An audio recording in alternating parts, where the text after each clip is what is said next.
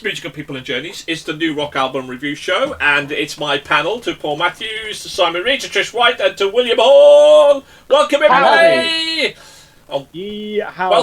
Welcome to your listeners out there. And Simon, what do people have to do, Simon? Tell me. I think, and I've not heard this before, but I think they need to hit the like and subscribe button. They do! Do you like it? So, what are we doing? We're reviewing all the latest rock albums from March. It's April, I know, but we've listened to 16 albums in total. This lot have listened to 8. And we review them, and then we're going to also do a Album of the Month show, where we're going to reveal what our Album of the Month is. Today, though, we are reviewing Scott Stapp. Who is Scott Stapp? And his new album. What's the name of the album, Trish? Higher Power. Higher Power, because you are a higher power. Okay, born Anthony Scott Flippen in 2008-73, is an American singer best known as lead vocal and lyricist of the rock band Creed. He also fronted the band Art of Anarchy and has released 4 solo albums. Stapp received several accolades, including numerous RIAA certifications. Stapp and Creed bandmate Mark Tremonti, we love Mark Tremonti, won a Grammy Award for Best Rock Song in 2001 as the writers of Creed's song With Arms Open Wide. In Hit Parader, ranked Scott Stapp as the 68th greatest heavy metal vocalist. Now, will that pan out? Trish, let's start with you. Bit of Scott. What did you think? Okay. From the get-go, with the opening track, Higher Power, I was drawn into this album as it is everything I love about the old 80s rock that got me into rock music. The guitar riffs, drums, and a vocalist who can sing with passion. I was trying to think how I would categorise this album as I listened to it, as the music is complete rock, even in the ballads, but his voice had a country twang to it, but it's not a rock country album. After a number of listens, I then decided it's soulful rock, as all the songs are sung from the heart. I really enjoyed all the duets on the album, especially What I Deserve and If These Walls Could Talk. This is an album to put on if you want a good rock album for every occasion, with its upbeat tracks and then the more melancholy tracks. The only one thing that let it down for me was the ending track, Weight of the World. I was like, oh, is this the end of the album? Once that song had finished. I was expecting it to end on a high with a banger as the album had started. Now, talking about soul, William Hall, you have soul. What did this do for you? Because I wouldn't normally say that this is quite your wheelhouse.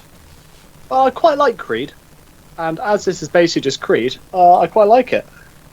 I also quite like Nickelback, and a lot of the songs made me think of Nickelback, which is quite fun. Because, Nickelback, despite all the rave, they're actually a very good band. I like it. Especially the new heavy stuff.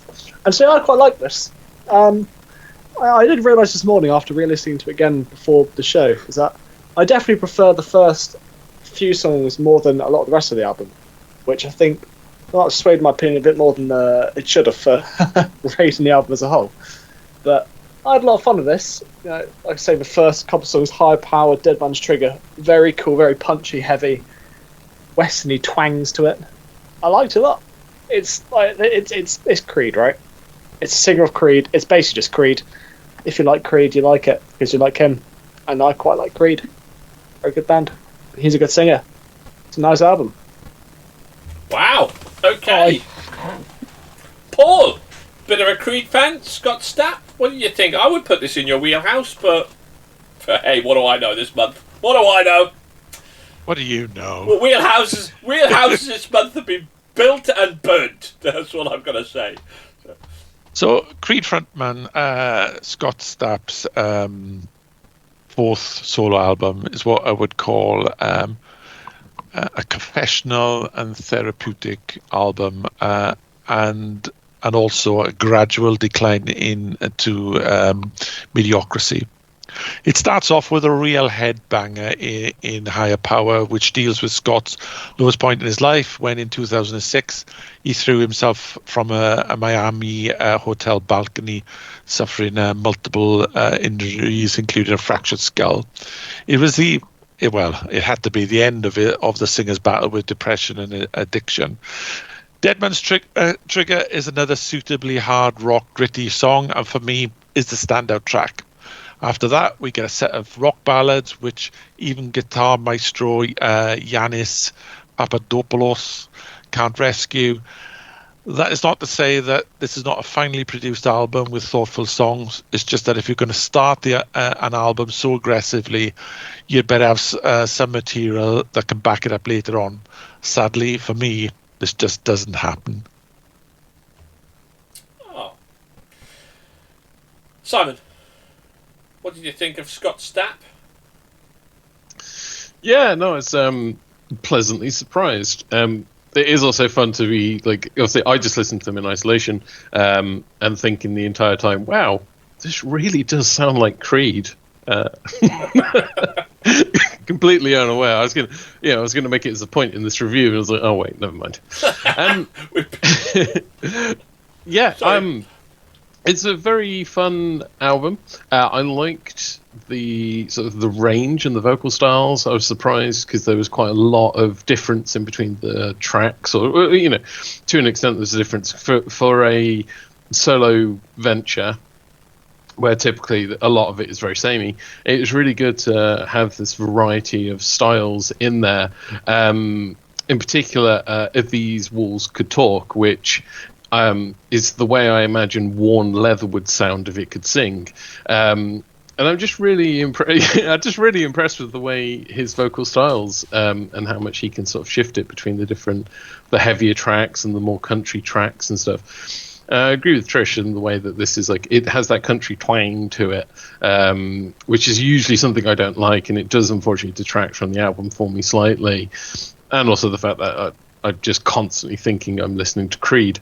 But yeah, overall, I really I surprised myself and enjoyed the album a lot more than I thought I would. Yeah. What did I think of this? I really thought this was a cracking album. I mean, what a voice! I mean, I can understand why he was rated one of the best, not the top 100, 68th greatest heavy metal singers. I think his voice is. I think Trish,